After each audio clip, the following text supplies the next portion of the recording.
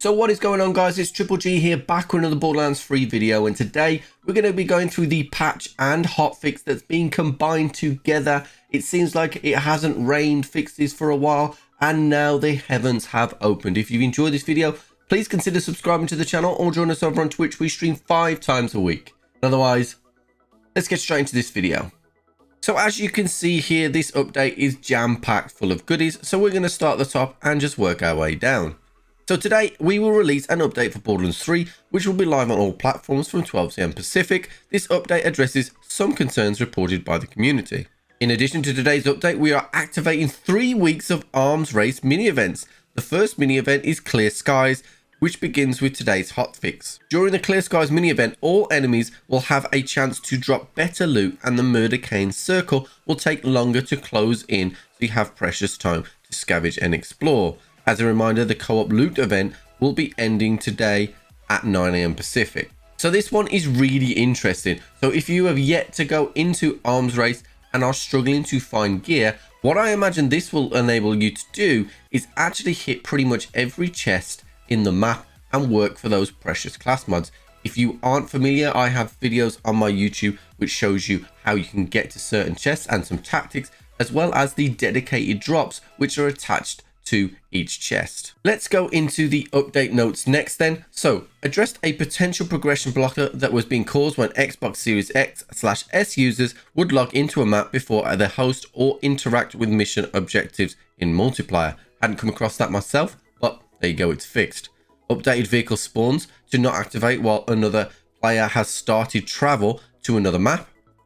Added the anointment support for the Link legendary pistol. Now I really like this one. If you've used the Link before, you'll know the only reason you haven't used this pistol is because it doesn't come with an anointment, because it actually does pack a punch. So this is really good news. Adjusted the damage of thrown TDR weapons. Now this is really good. So those of you that know that if you just fire one bullet and throw TDR, you get maximum damage. What they've done is try to balance this out a little bit. So if the weapon has just 3 bullets or less in, it's been having a weapon damage buff, but it's having some damage taken away if the magazine is pretty much full.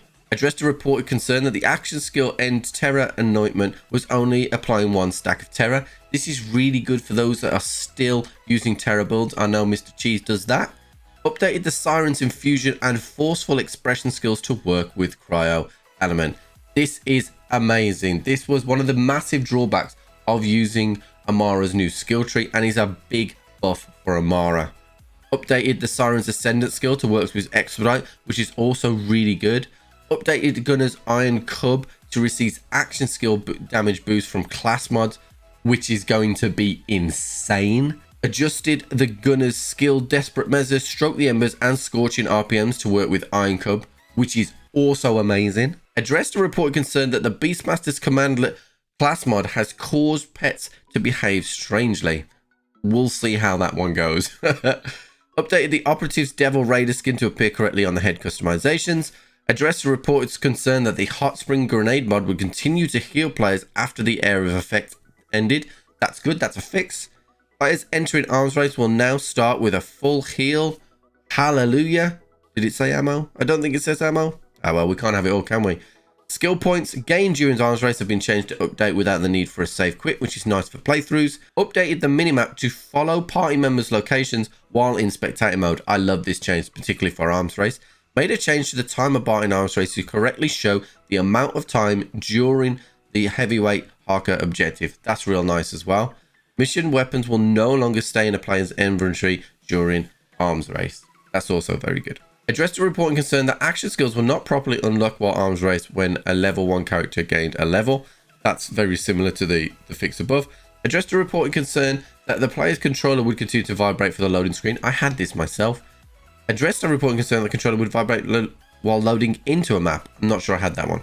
And then we move on to the hot fixes. So the first one is activate Clear Skies arms race until January the 28th, which we've just discussed. And then we have some weapon buffs. The Baby Maker gets a weapon damage and fire rate buff. Sledge's shotgun gets a weapon damage buff. The Scorpio, a weapon damage buff. And the Bearcat, a weapon damage buff. I hold really high hopes for these weapons now, given what they did to the DNA last week. If you haven't played with the DNA, it's now one of the strongest, if not the strongest, SMG outside of DLC content.